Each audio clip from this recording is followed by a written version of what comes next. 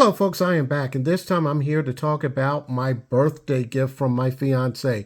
Last year, she bought me the PDP 5-inch, and this year she got me the Springfield Armory Prodigy 5-inch. Now, I'm just going to have to tell you right now, this is not going to be a good review. This is going to be an epic fail on this one. And it's a shame because she spent her hard-earned money on this, and I'm going to just have to say, things like this should not happen.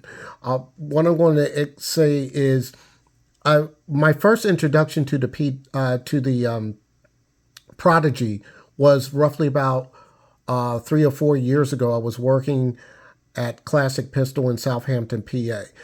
We had 5 customers that had issues with their Prodigies. I even shot all their Prodigies, and they had these particular issues. I even did a video on that with a friend of mine named Christian, and he let me show you what the problems were with his Prodigy. He sent his back, and his Prodigy came back perfectly fine with no issues, as well as the other 4 individuals. They sent theirs back, and they had no issues since. Now, thinking about that was several years ago when the Prodigy was first introduced. You do expect some type of growing pains or some type of issues with a firearm that just came out onto the market. But now time has passed, and this is going maybe 3 or 4 years now since the Prodigy was first introduced. You would figure that the bugs and kinks were out already. So let me tell you my shooting experience. My shooting experience with this, I was using CCI Blazer 115 grain, and I shot roughly about 60 rounds with no issue. And then the issues started. Light primer strikes, also failure to go into battery, so it would be like this. You would, like that, you would have a shell casing caught up right in this area here. It was just some catastrophic errors, to just say the least. So 40 rounds were either light primer strikes, or they were either shell casings that were stuck or failure to feed with double feeds. Now, this is week 2. I just come back from the range, and I shot a total of 3 rounds that actually fired, a total of 3 rounds.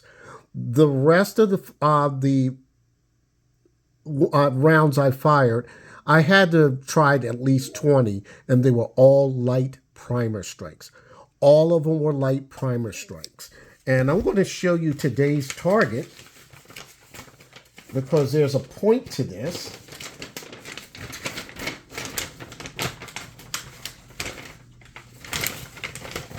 And if I could get this on camera very well, because I didn't set this up right away. And hopefully I won't. Those are the 3 rounds. That is it. That's why everything is blank. Those are the 3 rounds. Out of all those rounds, I had light primer strikes. It's just ridiculous. I only got to shoot 3 rounds. You go to a range and you pay for a box of ammunition, and next thing you know, you're getting light primer strikes. At first, I wanted to blame myself or blame the ammo, but it's just a fact, folks. This firearm had some issues, or have issues.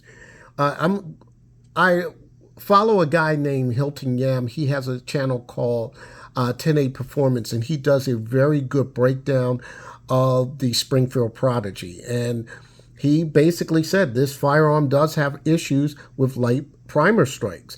And what he did to correct it was put in a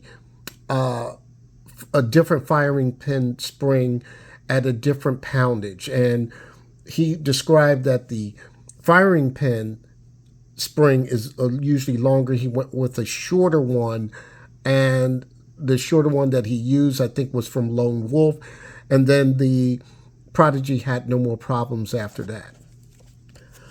He also did some other things, but I'm not going to get into that.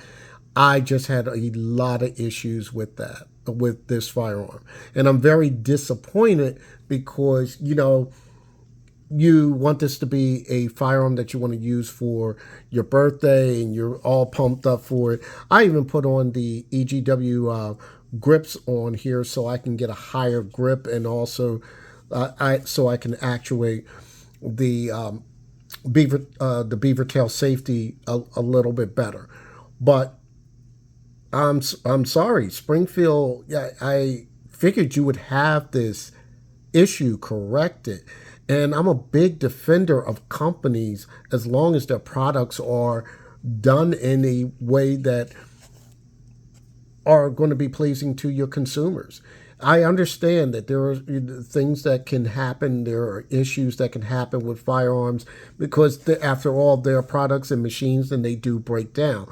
But this is something that is an ongoing issue. And to prove my point, there was one of my coworkers stated that another female bought a Prodigy the day before. Bought a Prodigy the day before. She went out on the range and she had the exact same issues that I've had, and that was stated from one of my coworkers. So there is something going on, something wrong. And it's a shame because I am a huge fan of your 1911s. This one, I know everything's a sample size of one, but it's a shame. And I don't know how Kalian Noir rated this as one of the best double stack 1911s out there, because it seemed like his run's perfect with no issues. But then I watched that video saying maybe I would have give this a try or whatnot. And it's, to me, it's would have been a good choice outside of the staccato if you want to go into a lower line. But right now, I kind of lost faith. So I'm not going to let a gunsmith fiddle around with this.